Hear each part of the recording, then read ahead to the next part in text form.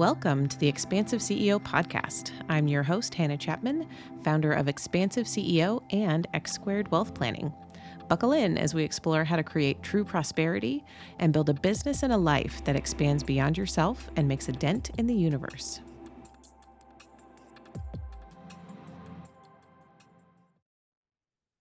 Welcome, everyone, to this episode of the Expansive CEO podcast. I have a returning guest because last time she was here, we literally did not have enough time to talk about everything that we wanted to talk about. So I have Mara Whitener on again. She is a business problem-solving strategist and fractional COO, and she really uses human design in her support of other business owners. And so we're going to talk today. Y'all know how much I love human design and also use it in my different businesses.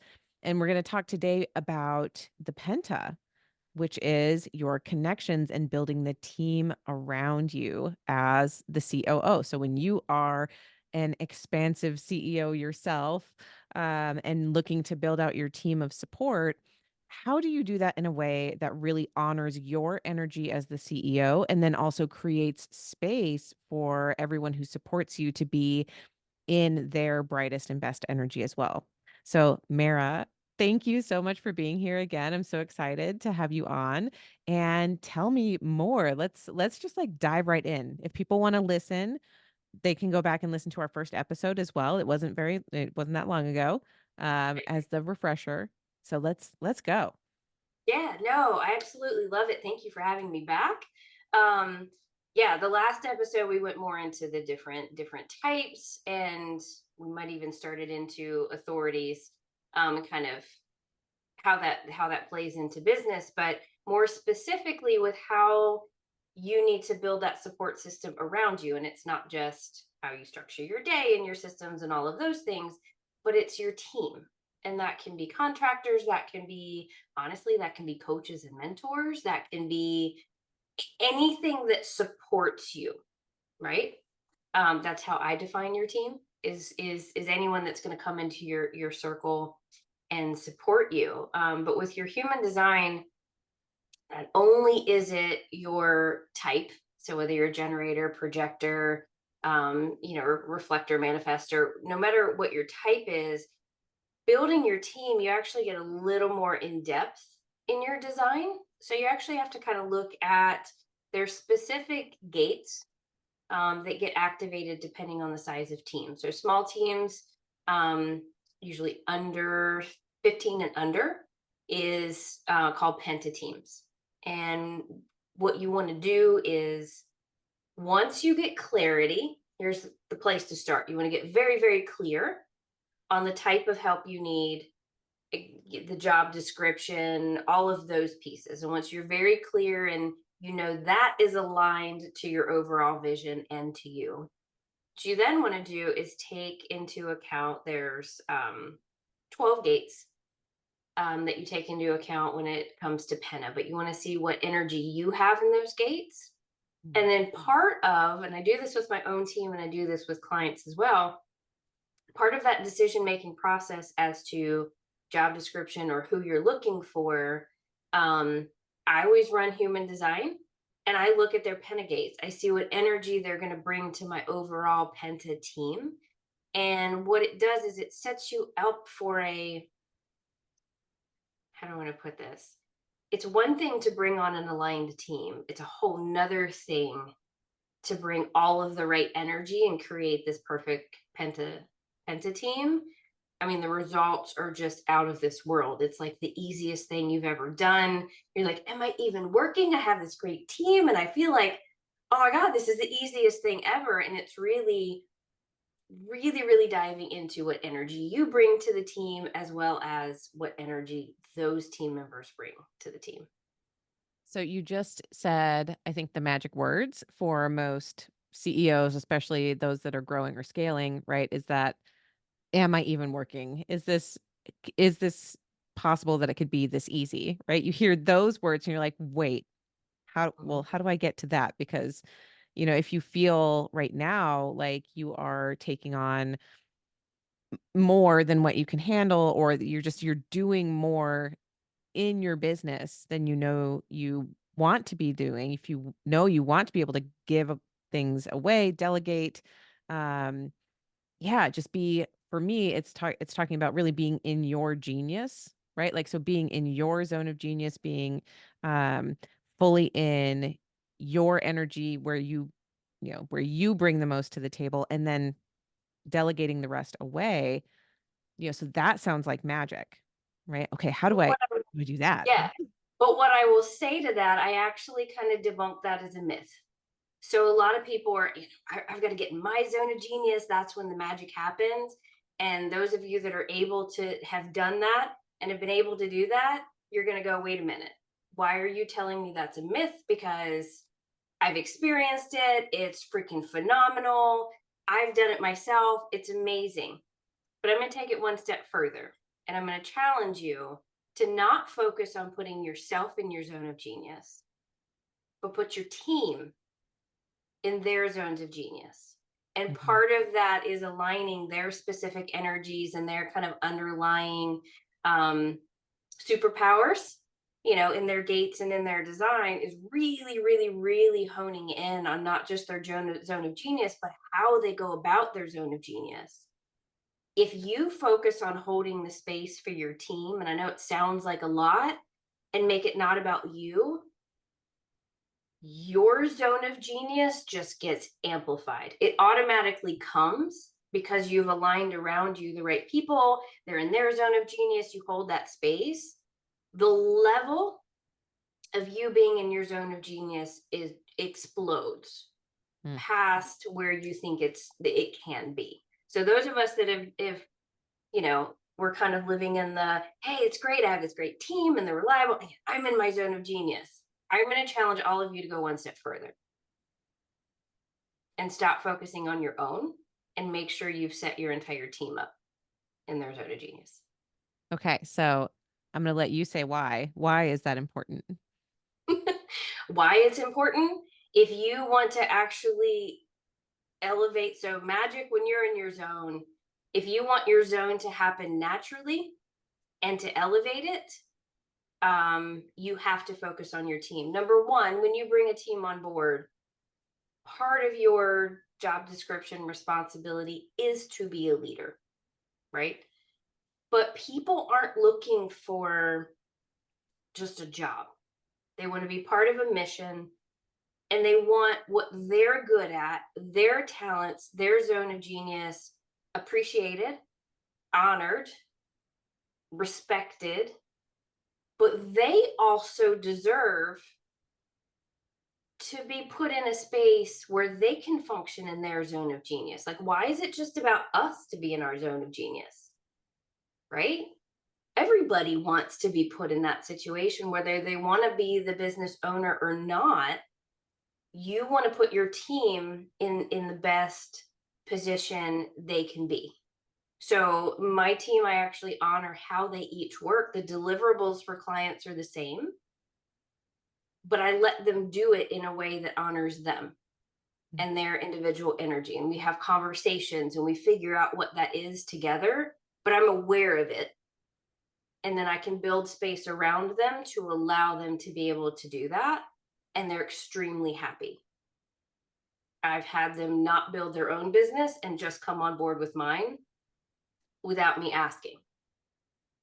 So that is the secret right there, I think, because it's as a visionary entrepreneur, right? If you see yourself as the visionary seat, as again, the expansive one, the one that's, taking charge, doing something new, a lot of times when I've worked with clients and talked to other entrepreneurs, there's this sense of, I can't find anyone who cares as much as I do about my business. And, and there's just no one wants to work as hard as I do. No one, blah, blah, blah. You start to hear some of that, those limiting beliefs that start coming up when you are, like you said, so focused on your own genius that you can't zoom out and see that, hey, no one else is going to be you. That's not actually what you want. You don't want to replace yourself. You don't want someone with the exact same energy as you. You want people who are complementary, but who also are going to be better than you at the things that you shouldn't be doing. Mhm. Right? So you want someone in that seat that's better than you at, if it's the operations side, better than you at operations. If it's the finance side, better than you at finance. If it's sales, better than you at sales. Right? You Mhm. want to find people who are so good at what they do and then honor them so much in, just like you said, in allowing them to be in their bright shining energy the way that they work best, because then you can continue to build that vision, build the brand that's so important to you, and have people who are happy to support you versus people who feel like they're being just dragged along by, a rocket ship of a founder and getting burned in the process. Right? Exactly. I feel like that's where business is going. And we're seeing it, right? Because we're seeing it in the attrition rates from corporate. We're seeing it in the burnout. We're seeing it in the pushback, especially younger millennials, Gen Z. Um, like, no, I'm not going to work 80 hours a week for you for the same amount that I'm supposed to be getting for 40 hours. I'm not going to, sacrifice my life for you just to be a cog in the wheel in the machine. And they are they are not just demanding more autonomy in their work and to be valued for what they're bringing. They're voting with their time. They're saying, I'm literally not going to do that anymore. I would Yeah. rather drive Uber and figure something out, right? And create a business online, do anything. And these are people that don't necessarily want to be entrepreneurs all the time. They actually would rather work for someone, but they want to work for someone who sees them for all of who they are. And I think what you're sharing right now, like being able to put people into the seat that actually fits them like a glove. They're going to feel that and be like, feel finally heard and seen and valued for what they bring to the table. Because here's the thing, like you said, you're seeing everyone's leaving corporate. They're tired of being treated like a number and not valued and not honored and not, sometimes life happens. And so there's these rigid boundaries when you work for some of these companies, and they forget humanity. They forget that they're dealing with people. And so people are leaving in droves for that reason. And a lot are going out on their own. They're like, well, I can do this on my own. But here's the thing, I will, I totally support anyone that wants to go out on their own. Not everyone actually wants to own their own business. They just don't want to be in the confines of where they were before. They want to be treated like a person. They want to feel free to do how they do it and the way they do it. Yes, within a few parameters. But like I said, my entire team, as I've built it, I bring them along. All of them have eventually asked me, you know what? I don't want to do my own thing anymore. I just want to work with you. How can we continue this? And so we have that conversation as to what that looks like and all of that. I don't want to hold anyone hostage. I don't want anyone to come on board and help me build my vision and not feel valued and not have me honor them as a person, or not see what they do and the amazing that I've got an amazing team. They can blow me out of the water in a lot of ways. But that's what elevates me, because I bring on people that are better at things than I am. So that's why I challenge everyone, stop focusing on your own zone of genius. And I'm going to get pushback on that comment, but stop focusing on your own zone of genius just for a second and realize who you've surrounded yourself with. I know we got a little off topic, but and it's how to surround yourself with the right people. We'll kind of get back there, but making sure you're surrounding yourself with the right people. But when you do, when you identify those based on being clear with your needs and the energy they bring to the table and the energy that you bring to the table and all of those pieces, when you bring them on board, you can't just bring them on board. You have to bring them on board and then set them up for success. Mm. Okay. So how then you just circled back around to it, right? Like, yeah, how do we do that? How do you start to conceptualize that? Because even in again, I love human design. I work with my clients in, like understanding who they are, understanding, some of these connections. Especially I love partly because when I found out, some of the differences between me and my spouse, I was like, okay, that makes so much more sense. Right. Yes. I was like, okay, I'm a manifesting generator. I have sacral authority. And my husband is an emotional authority manifester. And so there's a lot of big differences there in how we process information and make decisions. And so for so long, I thought I was doing something wrong or he was doing something right. There's like, we'll make ourselves wrong, we'll make other people wrong just for being who they are. And we don't know it until we like get this insight. For me, it was my sacral decision making authority, that gut reaction of yes or no. That's my compass. Mhm. And when it's overridden either by me thinking that I'm, making the wrong decision or by my husband who's like, "Well, what are the pros and cons?" Right? Like give me a logical answer for this or that, then that was always overriding my sacral. Um and once I learned that this nuance existed, that this very well, not even a nuance, very fundamental difference existed between us, it was so much easier to say, "Oh, these are different. These are different." And so even just in that connection, right, which is, admittedly a very important one.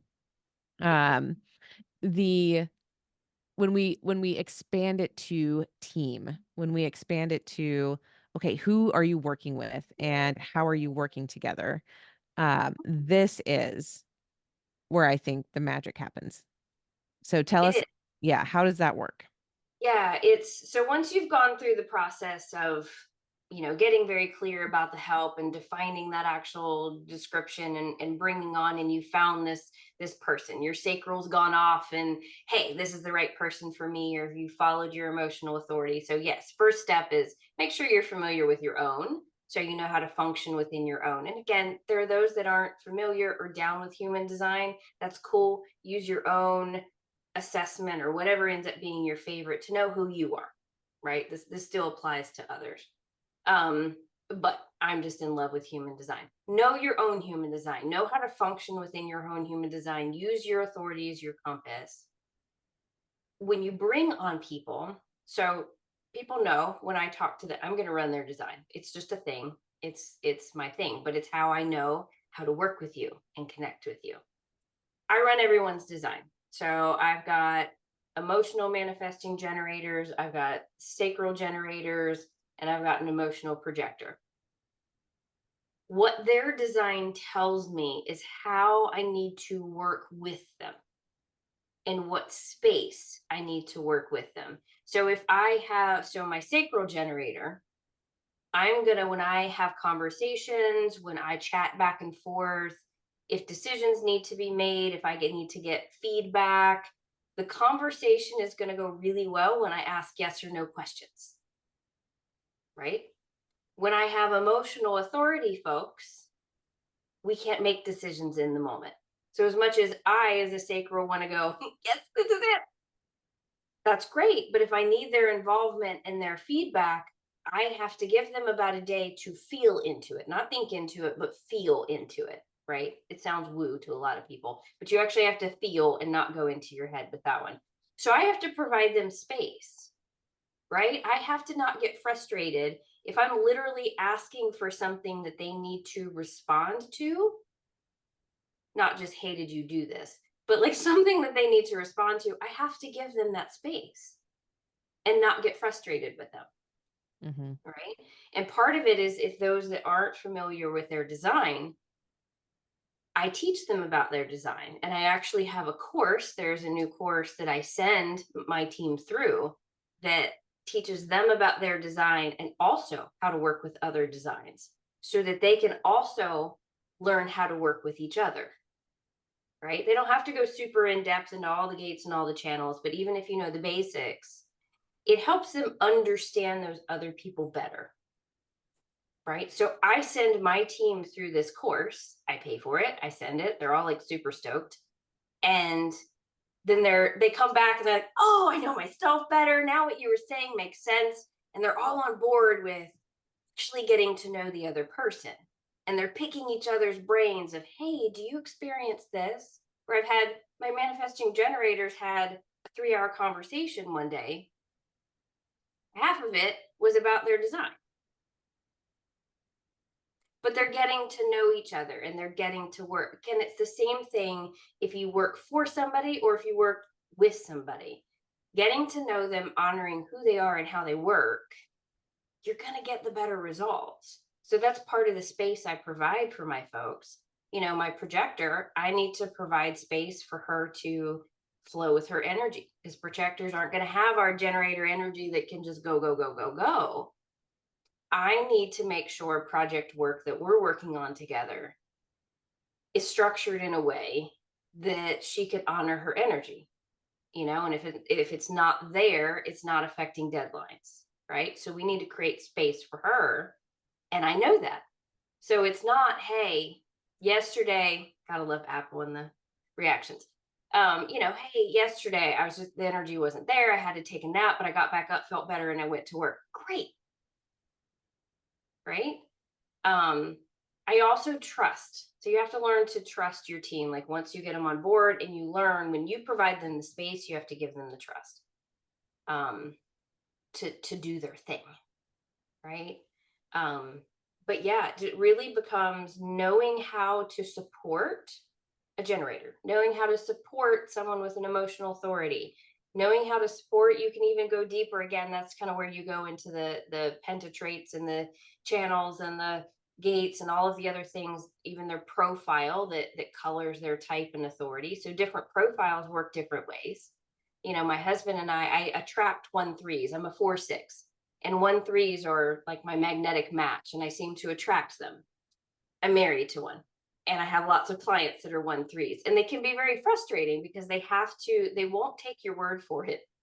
Yeah. They have to go do their research process, whatever that looks like for them. And you're over here going, "But I just told you.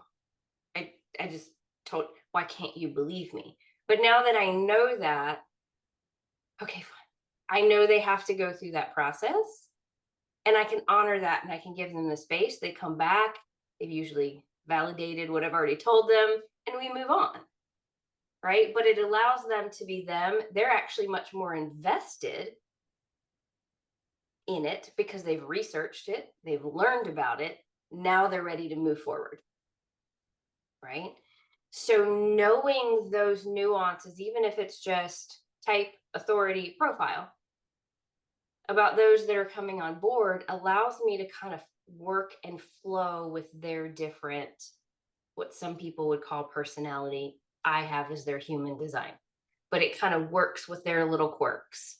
And I can also support to help them make the life that they want. Even if they are working on my team and it's not owning their own business, I can still help support them in doing what they want to do and creating the life that they want to create. And so one of the questions that's kind of bubbling up for me is, let's say let's say you are, trying to fill out a team and you have maybe several positions that you need to hire. So we'll give an example of, someone has come to work with you and you've, you know, dredged up everything that they need to know. And okay, we actually, see these three, say that's three people that they need to hire in their business in order to take different things off their plate. How then do you go about looking at the current team and then okay, how do we fill those seats, and how do you know, here's the question that is, like, coming through, like, what someone else is gonna say. How do you know you're gonna find the right person to fill that, that space? You have to trust that you're going to find the right person. Like those of us that are generators, we're going to call in the right help and the right things at the right time. So part of that is learning our self trust. As a generator, if I flow and I work in alignment, the more I work in alignment, the things that just come out of nowhere.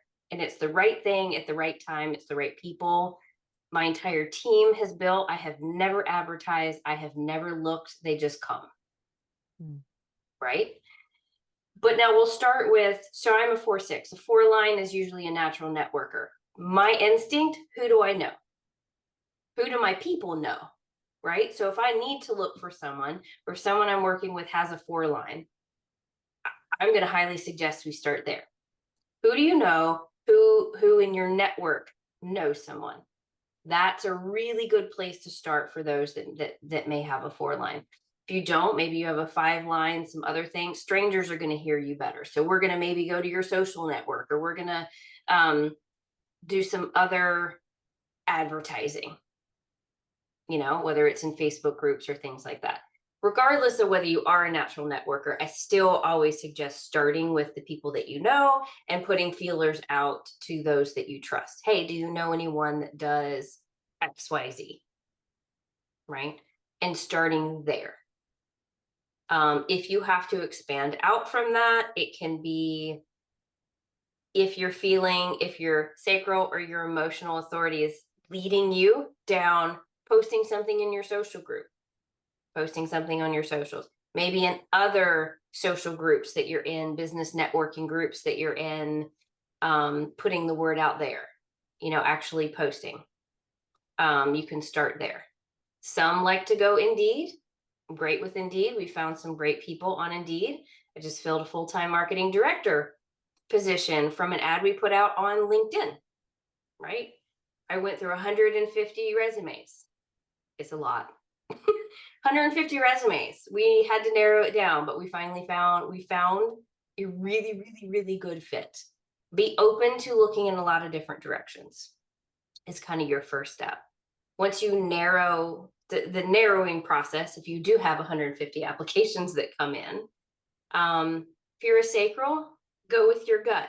I realize this sounds weird. I would start reading a resume, and if it doesn't pull me in, my gut's going, okay, yeah, I can't even get through your resume. I can't.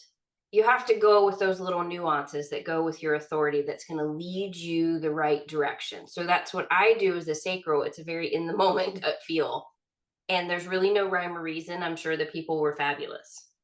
It is just where my gut was leading me. Emotional, you're going to have to kind of look at all of it, and you're going to feel a certain way about certain people, and then you're going to have to wait a day, mm, right? And then you're going to have to look at them again and see if you feel the same way. Okay. And so that's kind of how you use your authority to start helping in that process. Now, I've built mine all organically, but that just works with my design. But I always run, because I'm a big human design person. It's in all of the work that I do. It's also, I'm committed to building my team. And that way I run your design. I'm going to see who you are, what energy you may bring to my penta. So if we have, let's say my gut, I'm down to like 2 people.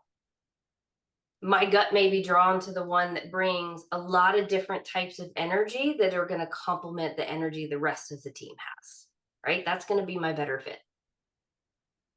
That's how I break it down. mm. So, yeah. Yeah, so that's so interesting. I love the example you gave of, if you're that sacral authority, like, trusting, learning. It's such a, I wanna say it's such a maligned, um, process right Mhm. now, like, in the world right now, right? We're always, like, again, what are the pros and cons? Like, make it make sense, right? Like, that's the phrase I hear so often, like, make it make sense, not to me, thankfully, but just out in the world. Yeah.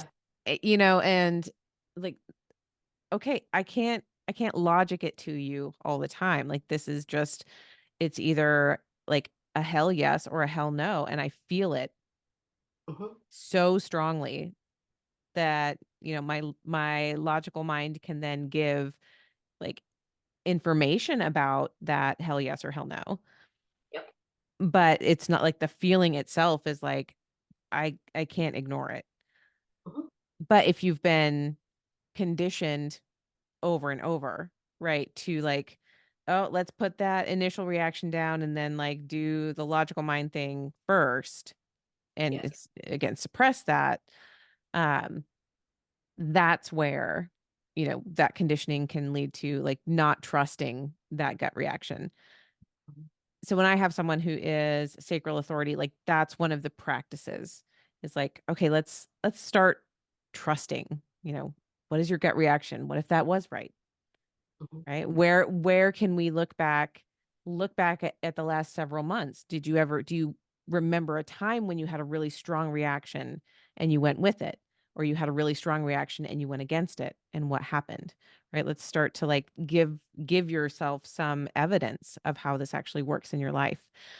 And then because then when if you're going through a stack of 150 resumes and you like have that like, oh, that's for me, there's also the neutral is usually a no. If it's just like flatline, I'm like, Mhm. I got nothing. I know, I mean, it's not like a repulsion necessarily. If it's just like blah, nope.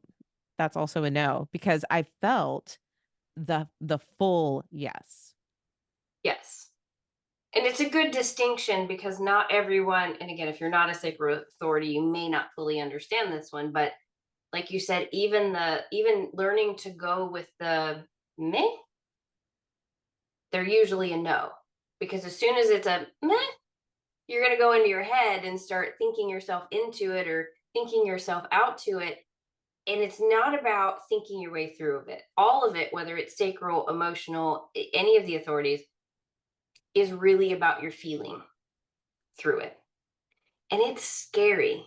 I mean, my business more than quadrupled in just a few months when I literally let all of the thinking go Mm, and made decisions in the moment. And we're talking about like multi thousands of dollars decisions in the moment. And they've been the best decisions I've ever made. But you have to, it's learning how that manifests for you, like how that sacral feeling, how that, emotional authorities, you're typically not going to have that 100% feeling. But if you get that 70 to 80% feeling and then it's kind of the same thing the next day, that is your yes, right? Sacrals are just really strong, I mhm. find. It's usually a hell yes. And typically, like, I will move forward. Yeah. There's like a bodily yes, with that feeling. Um, but splenics, they're very quick and can be very in the moment and even harder to identify than a sacral authority. But it's really, like you said, think about when you've made the decisions that have worked out, like really what feeling led you, how'd you feel in the moment, all of that. When you made decisions that didn't work, how did you feel? And that's really how you start to hone in on following that authority. But it's scary as hell. I'm not, it's when you start, when you're introduced to it and you're like, what is this? I'm supposed to write down pros and cons. I'm supposed to think my way through this. Mm, but you're not. And it's scary. I will tell you, I've made some of those decisions and then thought about it later and went, oh, I don't know what I just did. But it was a hell yes in the moment. And like you got the body movement and everything. And if you learn to self-trust, that is basically just learning to trust your body and that it's going to tell you the right thing for you.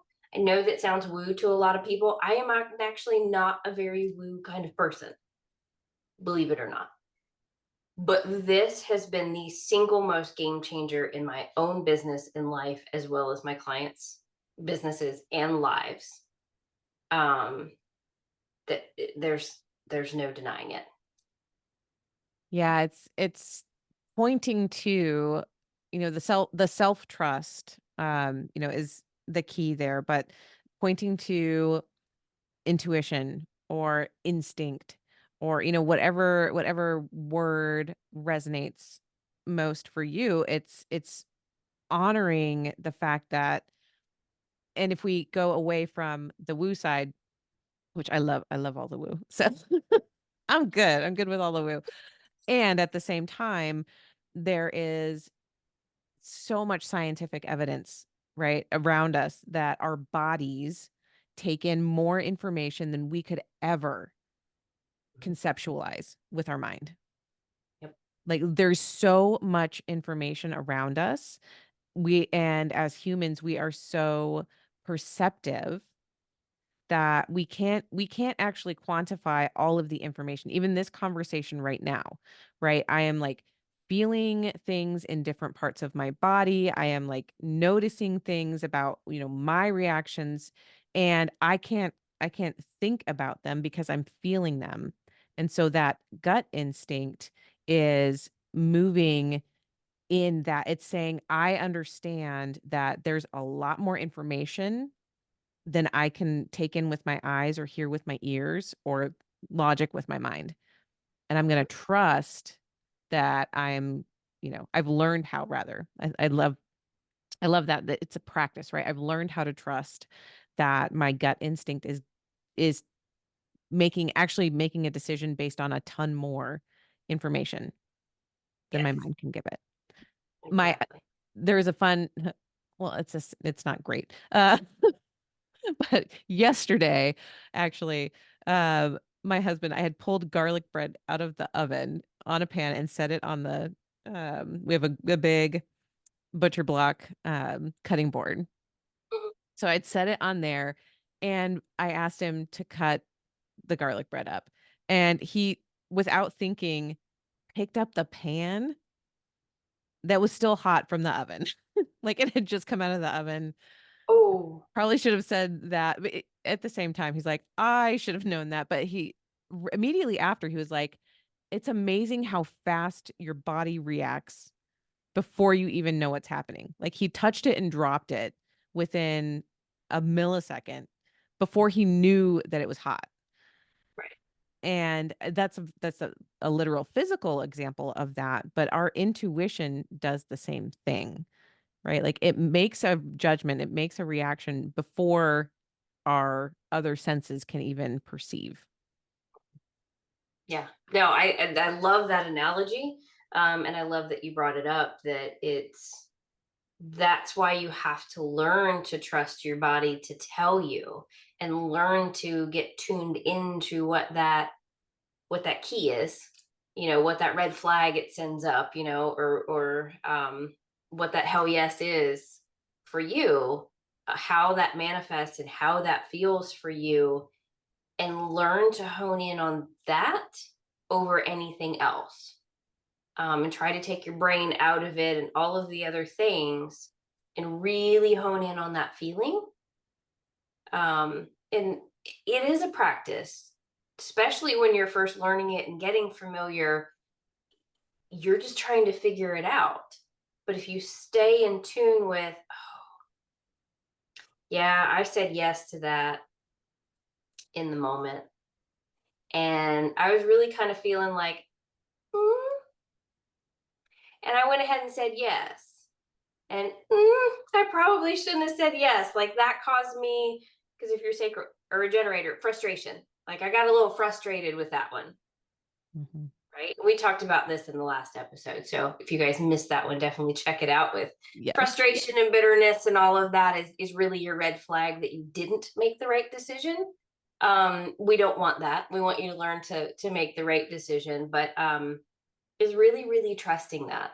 Like I said, it is a practice, and it is a dedication to learning how to do that. And the I don't want to say quicker, because I think there's self improvement that can happen all over life. But the better you can get with identifying that and trusting it and following it, easier it is for you to make decisions in life that are aligned, in your business that are aligned, along with bringing on the right team members. So It's whether to say yes or no to that resume. When you Mm. get to the interview portion, it's whether you want to say yes or no to that person. Same thing if you're interviewing for contractors. So here's the weird thing. People put, and I find this, I don't know if you find this, there's a clear difference between employee and contractor. However, people tend to treat employees more like they're bringing them into their vision and they want them to buy in than they do contractors. Mm. Because contractors, yes, you're paying them part time for a service and help for you, right? So you don't typically think, but I need to create space for them to work. Well, why? They're running their own business, they're just doing a package, but they're still part of your team. So think about that when you're hiring someone for a service and they're a contractor. Maybe they're not a full-time employee. I have all contractors. That is all that I have. But from day one, I've treated them like they're a part of my vision, whether they are part-time, whether they are full-time, whether they are whatever capacity they are that part of my vision. And I honor that, just like they were coming on full-time. Mm. Because when they're doing that work for me, I want them to embody what they're doing it for as much as possible. But if you don't go into that transaction with that energy, it's really hard for them to buy into it when you're not even treating it like they should.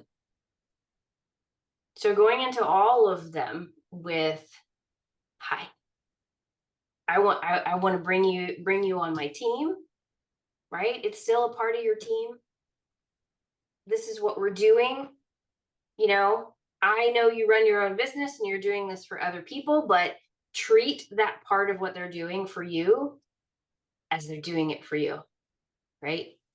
Own it, let them do their thing, still learn about them, see if they're open if you want to adapt human design in your whole business.